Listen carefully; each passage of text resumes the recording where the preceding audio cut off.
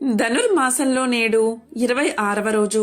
ఈ మాసంలో గోదాదేవి రంగనాథుణ్ణి తన భర్తగా పొందడానికి వ్రతాన్ని ఆచరిస్తూ పాసురాలు రచించింది. ఈ పాసురాలనే తిరుప్పావై అంటారు. ఈరోజు తిరుప్పావై 26వ పాసురం. ఈ పాసురాల్లో 2వ పాసురం నుంచి 29వ పాసురం వరకు గోదాదేవి భగవద్విభూతిని వర్ణిస్తుంది.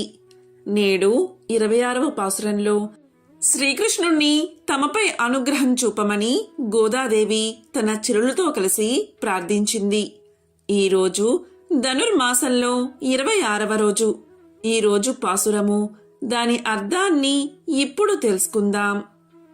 ఆశ్రిత వ్యామోహం కలవాడా, ఇంద్ర నీలమణిని పోలిన కాంతి స్వభావం కలవాడా, అఘటిత ఘటనా సామర్థ్యంచే చిన్న మర్రి ఆకులపై ఆదమరచి నిద్రించేవాడా, మేము మార్గశిర మాసం చెయ్యాలి అనుకుంటున్నాము. అందుకు కావలసిన వాటి కోసం నీ వద్దకు వచ్చాము. ఈ స్నాన వ్రతాన్ని మా పూర్వులు శిష్యులు ఆచరించారు. నీవు విన్నచో దానికి కావలసిన పరికరాలు తెలియచేస్తాం. ఈ భూమండలం వణికేటట్లు శబ్దం చేయు పాలవలే తెల్లనైన నీ పాంచజన్యము అనే శంఖాన్ని పోలిన శంఖాలు కావాలి. విశాలమైన చాలా పెద్ద పర అనే వాయిద్యం కావాలి. మంగళ వాద్యాలు, మంగళగానం చేయు భాగవతులు, మంగళ దీపాలు, ధ్వజం మేలుకట్లు కావాలి. నీ కృపచూపుము అని గోపికలు శ్రీకృష్ణుణ్ణి ఈ 26వ పాసురంలో ప్రార్థించారు. శ్రీకృష్ణ పరమాత్మ గోపికల మాటలకు పరమానందంతో వారిని చూస్తూ ఉండిపోయాడు. వారి పాసురము మండలమును నేత్రాలని చూస్తూ ఇంకా సృహలేనంతగా వ్యామోహంతో పరవశమై ఉన్నాడు. వారి మాటలు విని మరికొన్ని వినాలన్న కోరికతో ఒక ప్రశ్నను అడిగాడు. గోపికలారా, నన్నే కోరి వచ్చాము అని చెప్పారు.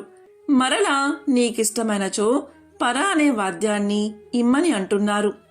నన్నే కలియవలనే కోరిక ఉన్నవారు వేరొక దానిని కాంక్షించరు కదా. మీరు పర అడగడంలో ఉద్దేశమేమిటి? మీ కోరిక విషయంలో నాకు సందేహం కలుగుతుంది అని శ్రీకృష్ణుడు వారిని ప్రశ్నించాడు. వారు దానికి భగవత్ ప్రీతి కొరకు మా పెద్దలు ధనుర్మాస వ్రతాన్ని చెయ్యమన్నారు. మేము పెద్దల ఎడల ఉపకార బుద్ధితో ఈ వ్రతాన్ని ఆచరించాలి అనుకుంటున్నాము అని గోపికలు చెప్పారు. అంత శ్రీకృష్ణ పరమాత్మ, సరే కానివ్వండి. అయితే ఆ వ్రతం ఏమిటి? దాని ప్రమాణం ఏమిటి? దానికి కావలసిన పదార్థాలు ఏమిటి? అవి ఎన్ని కావాలి? వివరాలు తెలపండి అని అడిగాడు.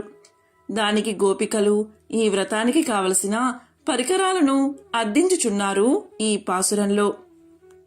ఆశ్రిత వ్యామోహమే స్వరూపంగా కలిగిన ఇంద్ర నీలమణ వంటి శరీరం కలవాడా ఓ వటపత్ర సాయి, మార్గశీర్ష మాస స్నానం చెయ్యగా వచ్చాము. మా పూర్వులను ఈ స్నాన వ్రతాన్ని ఆచరించి ఉన్నారు. ఈ వ్రతానికి అవసరమగు పరికరాలను నిన్ను అర్థింపగా వచ్చాము. దయచేసి ఆలకించుము. భూమండలమంతయు వణుకు కలిగించేటట్లు ధ్వనించే పాలవంటి తెల్లనైన శంఖములు సరిగ్గా నీ పాంచజన్యము వంటివి కావాలి. అతి పెద్దమైన పరా వంటి వాద్యాలు కావాలి. మృదు మధురమైన కంఠములతో మంగళగానాలను పాడే భాగవతులు కావాలి. వ్రతంలో ముందుకు సాగే నిమిత్తం మంగళ దీపము కావాలి. వ్రత సంకేతములుగా అనేక చాందినీలు కావాలి. లోకాలన్నిటినీ నీ చిరు బొజ్జలో దాచుకుని ఒక లేత మర్రి ఆకు మీద పడుకున్నా నీకు చేత కానిదేమున్నది స్వామి? కరుణించి మా వ్రతం సాంగోపాగముగా పూర్తి అగునట్లు మంగళాశాసనము చేసి వీటిని ప్రసాదించుము. ఉపాయము ఫలము రెండు భగవానుడే అని నమ్మిన గోపికలు వాణ్ణి స్తుతించి కీర్తించి ప్రసన్నుణ్ణి చేసుకున్నారు.